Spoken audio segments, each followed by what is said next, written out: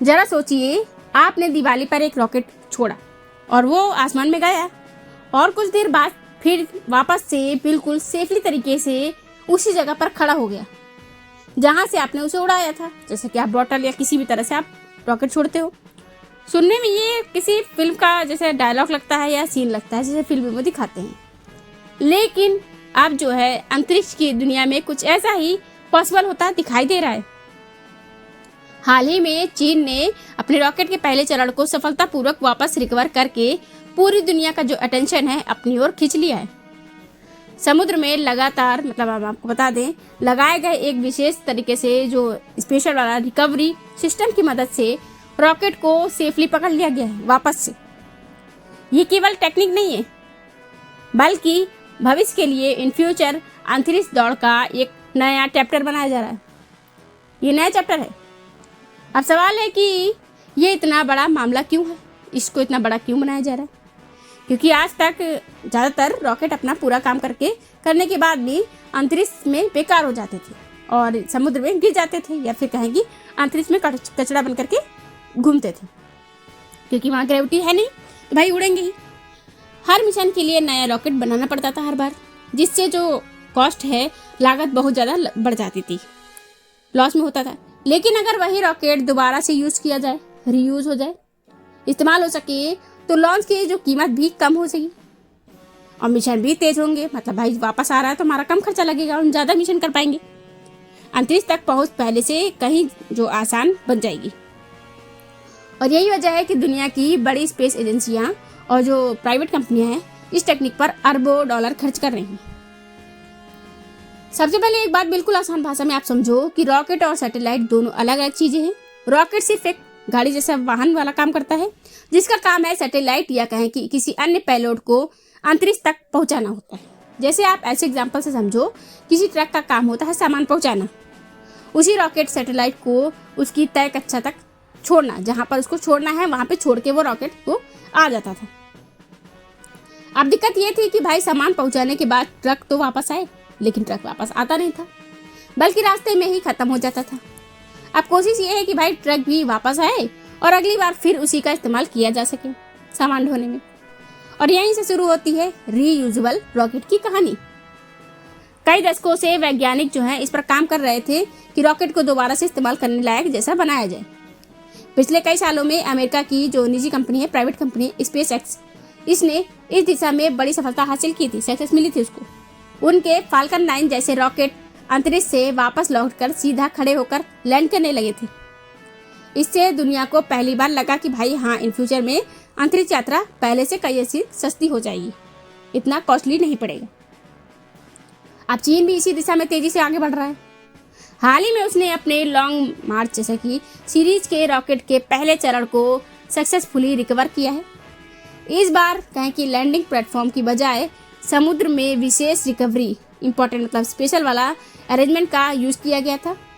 हजारों किलो वजन वाला जो रॉकेट है बेहद सटीक कंट्रोल के साथ अपने जो मेन जो स्थान था, जगह थी बनाई गई थी कि वहाँ पे वापस आना है, उस पर पहुँचाए और सेफली पकड़ लिया गया। ये भी नहीं कि कुछ प्रॉब्लम आई हो, सीधे डायरेक्ट मतलब अच्छे से आया है वापस। इतनी सटीकता हासिल करना अपने आप में एक बहुत बड़ी इंजीनियरिंग उपलब्धि मानी जा रही।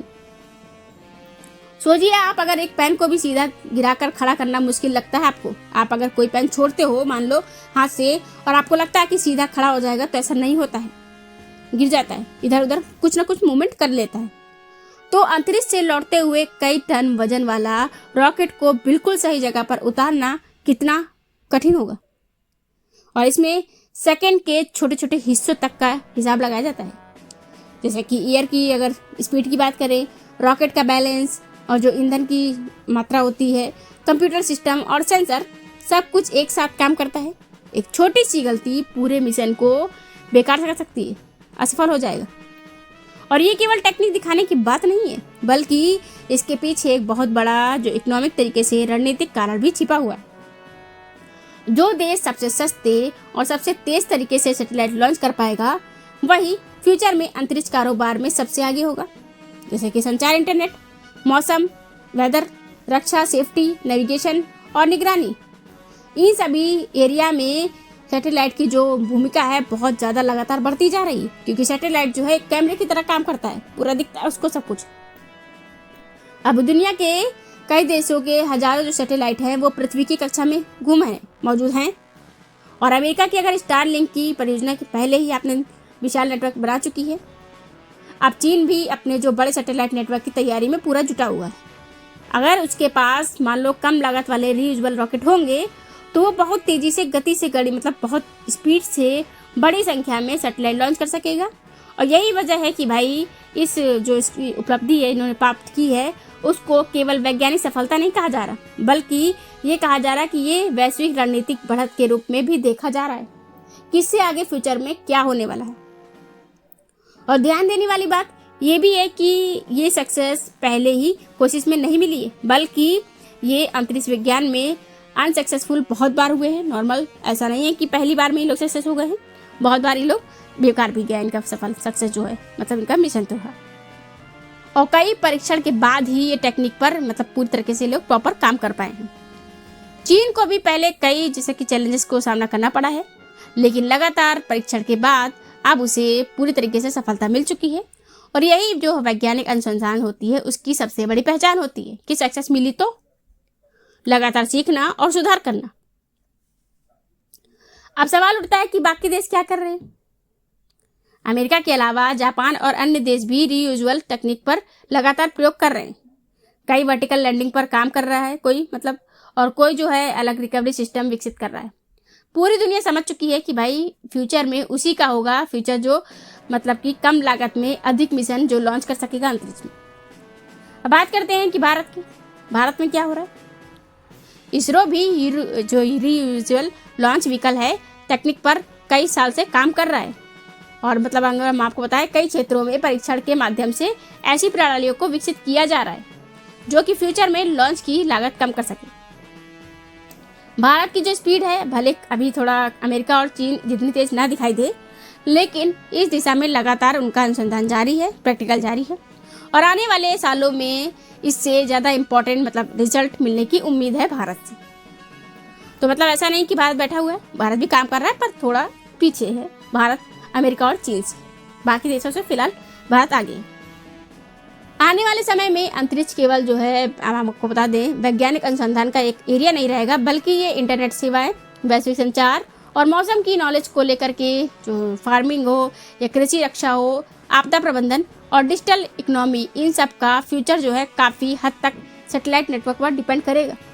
इसीलिए जो रीयूजेबल रॉकेट केवल एक मशीन नहीं है, बल्कि ये फ्यूचर की जो कंपटीशन होने वाला उसका सबसे इम्पोर्टेंट हथियार बनने जा रहा है। और यही वजह है कि चीन की हालिया सफलता पूरी दुनिया में एक चर्चा का विषय बनी हुई है। ये केवल एक रॉकेट की वापसी नहीं है, बल्कि ये मैसेज है लोगों को, दुनिया को, कि अंतरिक्ष की अगली बड़ी दौड़ अब और तेज होने वाली है।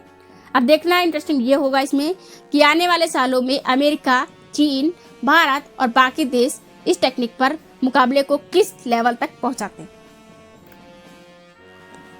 तो आपकी क्या राय है?